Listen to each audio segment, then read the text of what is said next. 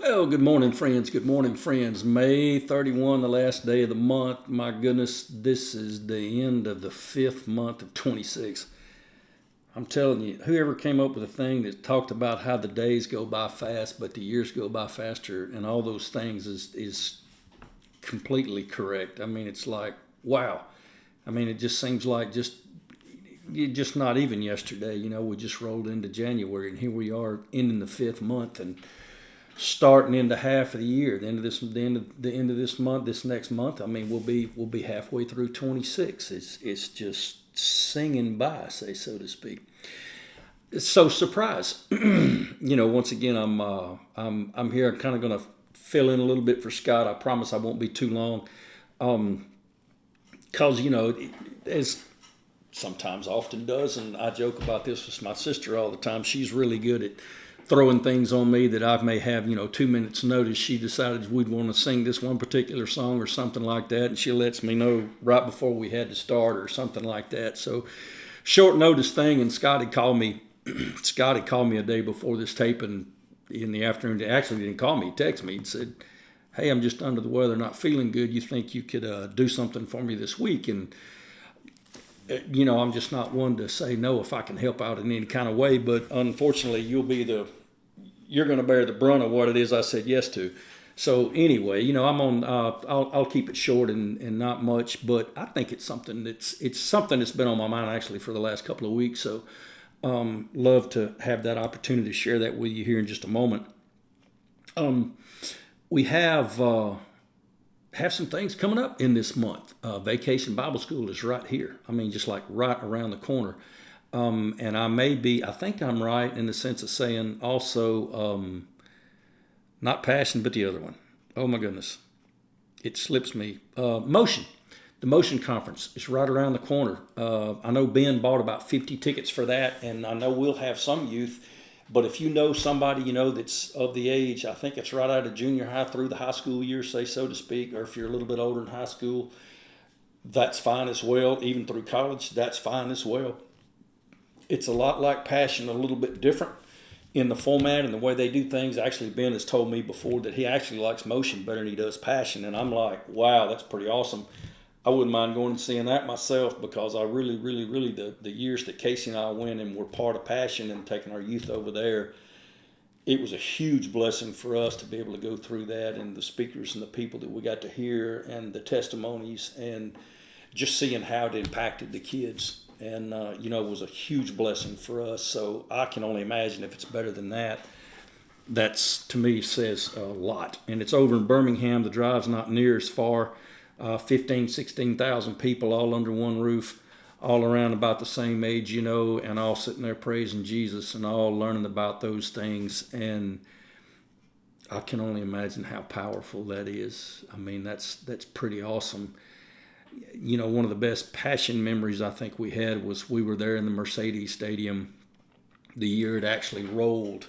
We rolled through the new year. They had a program going on, and they opened the top up, which was broken earlier in the day, and didn't think they'd going to be able to get it open, and then boom, there it is, and we count down to midnight and change the year, and it's 65,000 youth sitting there praising Jesus and changing the new year. Never forget it. Never forget it. It was so powerful, and so grateful to have been a part and be there when that happens. Something that'll stick with me forever. Friends, lots going on. Our prayer list is pretty lengthy. We've got some I'm going to mention by name probably shortly, and I'll do that at the end when I close in prayer. But lots going on. We had some technical things going on. We got some, we have our Tithe app now, I think is what they call Tithely or Tithey or something to that effect. You can actually give online if you want to give online. You'll see a QR code come up that you can actually take a snapshot of and have and keep. And if there's some, for some reason you had to miss church. I want to say you wouldn't skip church. You just have to miss church. So, you can tithe online and keep it constant that way. It's an easy thing for us to track and be able to help you with at the end of the year. And then also one other thing I want to say, because I'm thinking QR codes, we put one up on the screen this past Sunday, Better Man is a men's Bible study, and it may not be just a Bible study, it may not be the correct way to put that, but literally it is a program. It's an 11-week course, 11-week program about being a biblically better man.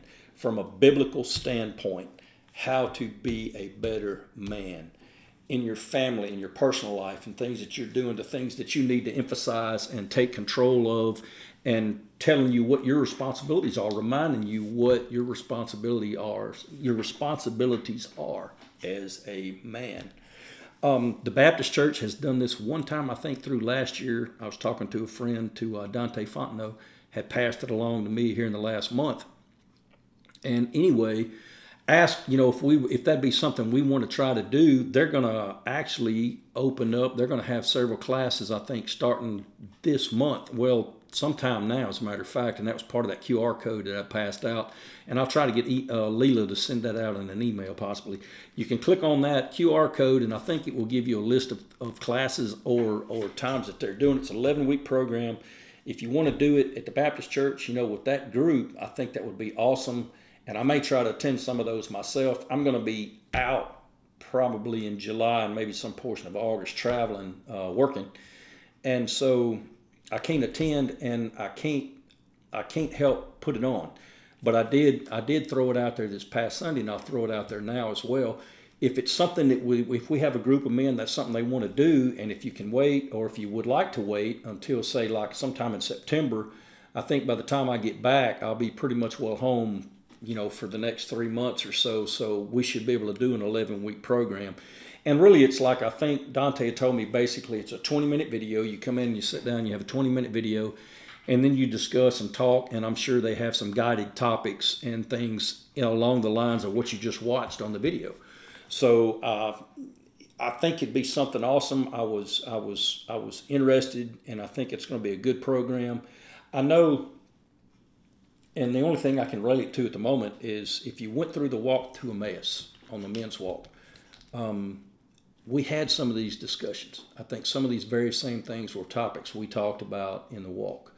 Men's responsibility at home as far as in where your role is in the family, those kind of things. And so topics that you'll see discussed and great information and from a biblical standpoint and reference. So I think it'd be really worth your time if it's something you want to do. And like I said, I'll try to get an email out with that barcode on it for the Baptist Church. If there's some groups that you want to go ahead and start and try to get that worked out through the summer. If you want to wait, we'll look at trying to do something early fall and do that here as well. So anyway, just some quick notes, I guess, maybe before we move into this. So lost a good friend of mine a couple of weeks ago. Dan Fordyce passed away, tragic aircraft accident in Tallulah. Big shock in many circles. And his passing, and then kind of going back into the time that I've known Dan, which has been something over 15 years, I don't know, it just got me thinking, and a Bible story that just kept coming into my mind, and especially just shortly after the fact, was talking about the parable of the talents. And, like I said, and that's what I'm going to read here in just a moment, and that is Matthew 25 for anybody if you want to flip through and look that up. I'm actually going to read this out of the New King James Version. I just like when they call it talents instead of bags of money like they do in the NIV. But it's a story that just kept coming to mind after his passing. I'm going to get into that here in just a minute. But I think at first I want to go ahead and read that entire passage. So this is Matthew 25, starting at verse 14. For the kingdom of heaven is like a man traveling to a far country, who called his own servants and delivered his goods to them. And to one he gave 5 talents, to another 2, and to another 1, to each according to his own ability. And immediately he went on a journey. Then he who had received the 5 talents went and traded with them, and made another 5 talents. And likewise, he who had received 2 gained 2 more also. But he who had received one went and dug into the ground and hid his Lord's money. That talent he buried in a hole in the ground. And after a long time, the Lord of the servants came and settled accounts with them. So he who had received 5 talents came and brought 5 other talents, saying, Lord, you delivered to me 5 talents. Look, I have gained 5 more talents besides them. His Lord said to him, Well done, good and faithful servant. You were faithful over a few things, and I will make you ruler over many things. Enter into the joy of your Lord. He also, who had received the 2 talents, came and said, Lord, you delivered to me 2 talents. Look, I have gained 2 more talents besides them. His Lord said to him, Well done, good and faithful servant. You have been faithful over a few things. I will make you ruler over many things. Enter into the joy of your Lord. Then he who had received the 1 talent came in and said, Lord, I knew you to be a hard man, reaping where you have not sown, and gathering where you have not scattered seed. And I was afraid, and I went and hid your talent in the ground. And look, there you have what is yours. But his Lord answered and said to him, You wicked and lazy servant, you knew that I reap where I have not sown, and gather where I have not scattered seed. So you ought to have at least deposited my money with the bankers, and at my coming I would have received back on my own with interest. At least it would have made something. And therefore take the talent from him. Give it to him who has the 10 talents. For to everyone who has more will be given, and he will have abundance. But from him who does not have, even what he has will be taken away. And cast the unprofitable servant into the outer darkness. There will be weeping and gnashing of teeth. The parable of the talents. You know, when reading that story and going back, and I may have just saw something that I didn't see even when I read it just a little while earlier and was thinking about it, because I had a note to myself and was thinking, you know, it's one of those things that you think about. It did say each to his own abilities. And I'm not, at first when I read through that, I kind of skipped that. And my first thought was, you know, it didn't really say, I needed you to be the oldest of my servants, or serve the longest, or the most faithful of my servants, or I need you to be the tallest of my servants, or I needed you to be the shortest, or the most common, or the most dignified, or something. It didn't really list out the reasons why the Lord chose to give each one what he gave, in one sense. And, you know, in thinking about that, isn't that just like the Lord? We talk about the fact that, and I've said this on many occasions, especially when when the opportunity presented itself, we don't choose mom and dad. The Lord does that. The Lord chooses mom and dad, our place in this world, where we start. He chooses that. We don't. So, of all the places in this world, of all the times in this life, he chose the when and the where, and we didn't. But he has a purpose, and he had a plan. And it's much just like the talents, because the master had in his mind how he would give these things out and where he would place his talents to his servants. And that is exactly. But what it didn't say is that even though he gave 5, 1, 2, 1, 1, 1, there was no hindrance on what they could do with it. There was no guidelines set to say that you had to go do this, or you had to do it this way, or those things. He gave them the freedom to say, I'm going to give you this, and I'm just going to step back and see what you do with it. Didn't list out A, B, C, or D. He just said, I'm going to give you this, I'm going to give you this, and I'm going to give you this, and I'm just going to step away and see what you do. Something about that, isn't it? Something about that. So I'm going to go back to my friend Dan Fordyce. And then I'm going to talk about another friend at the end of this. So Dan was born there in Vicksburg, went to St. Aloysius High School, graduated out of there, went to Mississippi State, and served in the military for 13 years. Served as active and went in as a second lieutenant, active, and then changed over and went into the Mississippi Army National Guard. Served 13 years total, and retired back in 23. Became vice president of his family's fourth generation construction company, and another construction company that he was president of.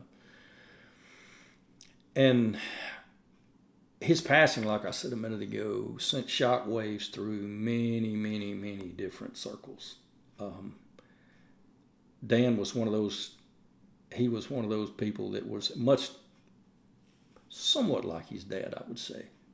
Somewhat like his dad. Dan had a large personality, and he was almost a bigger than life personality, you could say. And, once you got to know him, he was never, I don't think I was ever not amazed, because there were times I just thought, you're more than what you see. And Dan was one of those people. Dan was more than what, at first, when you first looked and first glance, he was more than what you saw. And did such a good job with people. And I love people that love people and love pouring into people. That's what I really love. And the Lord has blessed me in the circles that I've been in, and in my network, that I know so many people that are so good at pouring into people, and really make a point to try to help people and build people up and bring them to their full potential, and do whatever they can to try to help them realize their full potential. And it's not about, and it didn't matter what stage of the game they're in, what station in life they're in, what circle they're born in, or what their means were, or any of that. It was just all about trying to figure out, how can I help you be the best somebody that you can be. And Dan was one of those people. He's one of those people that like to do that. One of the organizations that he actually started inside of the 15 years that I've known him was called Warrior Bonfire Program. And it was a program that he set up and built, and it was because of his military service and his history and his desire to help vets. He started this program, and it was all about coming up with a way to help veterans cope with coming back. PTSD, whatever it was, whatever you want to label it, this program was about doing those things. His deal was, we'll provide the fire and the place and the location. Y'all come and provide the stories and the conversations. And it was a place for veterans to come in, to share with one another, to talk with other vets that's been there, done that, and have an interaction and understand how they're going to cope.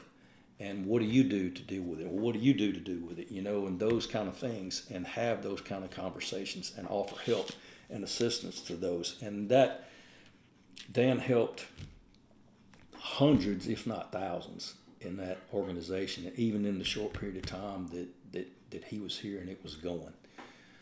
He had locations outside of Valley Park over in the Mississippi Delta, and I know of one over in Colorado that they had specifically for that. And he just helped so many people in that. His love of history, years ago, he started traveling around and was actually recording. He wanted to get the stories from the vets from World War II, whatever their combat stories were, whatever information they wanted to share. He was going around and making live voice recordings, and that led into starting the Southern Heritage Air Foundation, which is over in Tallulah, which is really how I got to know Dan better. In one point in some flying circles, asked me to be a part of their organization and be one of their ride pilots. So blessed and honored that I was able to help in that capacity, and had an opportunity to share aviation with a running ton of people, and it's a hoot. It's a big thing to pass that on and to talk about some aviation history and share that. And I'm just ever so thankful Dan gave me the opportunity to be able to do that and be part of that program. So where does this fit in with the talents? And that's kind of what got me thinking. And so, to some extent, I think it's somewhat obvious. I think somewhat, because he was blessed, and 4th-generation, great construction company, done well, and so you can almost say, one that was blessed, the Lord placed him with a mom and dad that were great and blessed in their station and what they had and what they shared with him, what they poured into Dan, and then he took that and magnified it because it was just his personality. And so he took what he had and he invested that, and he poured into people with that, some kind of way of helping people. And our goal at the end, I think, and for every Christian, what you really want to hear is at the end when you walk up and you meet Jesus at the gate, because he's coming to get you. Well done, good and faithful servant. And that's just part of what we want to do. And that's a drive behind us to remember every day how we should live and how we should pour into people. And regardless of wherever our thing is, we're all blessed with X number of talents. And you can label talent in so many ways. You label talent in money like it does here. You label talent in time. Some people are blessed with an extraordinary length of time. What are you going to do with that time? That's always been a point, in some things. I had an opportunity to preach a funeral at a friend of mine's mom that had asked a fraternity brother of mine. And I didn't know what I was going to say because I didn't know her that well, but I knew him, loved him. And as I read the obituary that they wrote for her, that her kids wrote for her, and it's like, oh yeah, I know what I'm going to do. And it was time. Her talents that she spent and she was gifted was time. And she would take her time and pour into people and take her time and help people. And that's just what she did. And so her talents, I think, to share and to invest was time. And for others, it may be something else. It may actually be a talent that you have. Can you sing? Can you play an instrument? There's a myriad of things.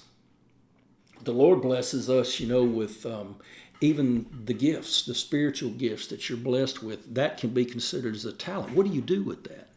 Some people dream dreams, and some people can have visions. Some people can interpret dreams. Some people speak in tongues. Some people have the gift of prophecy. Some people have the gift of being able to lay hands and heal. But unless you use that talent, what have you done with it? Is the Lord going to sit back and say, I might have wasted my time in that one? He freely gives you the choice to use or not. He doesn't tell you. He doesn't force you to go do these things. He doesn't force you to spend your money X, Y, or Z. He doesn't force you to go sing there and there or to go be a preacher or do those things. He doesn't force you to do any of those things. He gives you the choice. And for those of us that are born in the United States, how blessed are we that he chose to place us here in the United States where we have the choice and the freedom of choice. So now I'll talk about another friend, and he was here just 2 weeks ago, and you got the chance to hear some of his story and him to preach. He preached here online, so you got to see it there, and he preached also for us in service. And that's Willie Santiago. And Willie stayed with Casey and I for like a week while he was here, traveling some, but we would have him at home, and so we had the opportunity to share some quiet time with him and some intimate moments with him, and just asking and learning some of Willie's story and what's going on and what his what his testimony was. And he shared some of that in church on Sunday, was talking about, but for his grandmother and for a and he named off the the person that came from the United States to Cuba and shared the gospel in 1943 to his grandmother. And from there, it changed the whole trajectory of his family. And he's become a pastor. He has two sons that are pastors. It changed everything. And how this one person that came from the United States as a missionary and went to Cuba, spent some time there, shared the gospel, and changed his grandmother's life. And it gave her another talent. And she shared it. And she poured into her children. And she poured into her grandchildren. And they kept that in mind. And Willie being born where he was as a Christian and in a Christian family, living in a communist country, you know what kind of mark that placed on him. And so he even shared with me, was talking about as a young man and in school and going through the lines, and the military was there recruiting, let's say, somewhat, and asking all of them if they were wanting and willing to go sign up and go into the military. And I forget what foreign country that Cuba was sending troops over to at the time to go fight. And all of the youth in Cuba, that had been through the program, and everybody indoctrinated, yeah, we're signing up, we're going to go. And Willie being the Christian and understanding what this government was and what this regime was and what communism was, he said, no, I don't want to go. This is not something I want to go fight for. This is not something I want to be remembered for or be a part of. And so, you know what that did? I mean, that put a black mark next to his name on anything that the government had coming down the line, like going through school and things like that. So he was ostracized. So he was ridiculed. And so he was persecuted for his beliefs. And there again, Willie didn't choose that. It was the Lord that chose that. The Lord chose to put Willie in a place. And it wasn't in this country, it was in Cuba. And it wasn't during the good times in Cuba, it was during the times that the communists had taken over and things were just bad. But Willie's one of those that is the epitome of wanting to say, let's practice what we preach. And he believes everything in the Bible, as Scott would say, from the index to the maps in the back. That's everything, all in all. And so he lives his life that way. And the way he lives his life now is his largest testimony, because you don't have to ask for it. He doesn't have to tell you. All you have to do is watch him a little bit and listen to what he's done. And it's obvious. And the thing is, he was born in a place that he had less starting off, say, than my friend Dan did. But in a kingdom sense, Willie is rich beyond measure, because he has spent his life in an impoverished nation bringing the gospel, living out the gospel, literally being the hands and the feet. And while he may not be making a big thing here on earth in the sense of storing up those things on earth, that as the Bible would say, why store these things up to where rot and decay will have them at some point? I.e., we're going to die at some point. So rot and decay, why not be storing those things up that are the jewels and the crowns in heaven that you will have? There's where we should be focused on building our treasures. And Willie does that. And as humbly as quietly as anybody you'll ever meet, he is just a jewel of a person. And I am so blessed that I can call him my friend, and I watch him and I have learned from him, and I'm glad to have an opportunity to be able to serve alongside him some in the times that we've been able to go to Cuba. And so he may not have been given at his start but one bag in talents. But he has multiplied them over and over and over and multiple times and hundreds of times in the heavenly realms. And so it's not, that's the thing, that's another thing maybe about the gift of the talents. It's not about what station that you're placed in to start off with. Because the earthly things that we're given, there again, they don't matter in the end. Because we can't take them with us.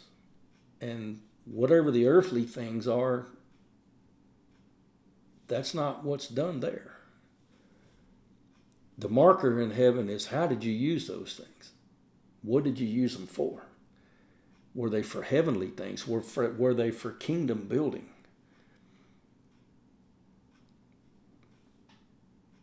I would say Dan used what he had for kingdom building. Willie used what he had for kingdom building. Two different stations, two different things, both had the right number one thing in mind. Both used their talents, both invested their talents, not because they were told to, because they chose to, because they knew the right thing to do. Both talk the talk, both walk the walk. The parable of the talents. Doesn't matter where you start that station. The Lord places you where the Lord places you. There's a reason he places you where he places you. What do you do with that time? What do you do with what you've been given? Whether it's 5 bags or whether it's 1 bag. The important thing is, what do you do with it? What do you do with it? Something to think about. Let me pray. Lord, we thank you for this time together and this opportunity. And Lord, I really hope somebody gets something out of what it was I was talking about. And we just think about those things.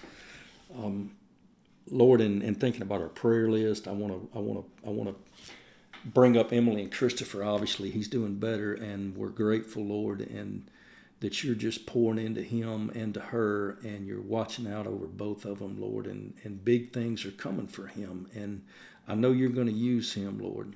I know you're going to use him, and he's going to have a powerful testimony. So I want to keep them in our prayers. Jeannie Parker is someone, Lord, that lived here not too long ago. Her husband passed away not too long ago, and she's been in the hospital. I had just learned inside this past week pneumonia and some other issues that she's had. So I'm praying specifically, Lord, for her, for breath for her. Lord, just healing for her. For Andy Grant, who is down in Mobile, that is Jane's son. So, Lord, I'm asking that you heal his body. We're praying for a miracle for him. He's undergoing cancer treatment. I'm naming him specifically. For Laurie McGee, Laurie's situation is difficult, is probably a light word. She's reached out, I know, Lord, trying to find some help to help get her from home in Louise to doctors here in Jackson at least once a week, and it may be multiple times a week, but looking for some help there. So I'm praying, Lord, that somebody can step up and be a part of that and bless Laurie. And Lord, I'm just asking for healing for her. I know she's gone home in non-load bearing, so that's making that situation very, very difficult. So I'm praying, Lord, that you just bless and pour out as only you can.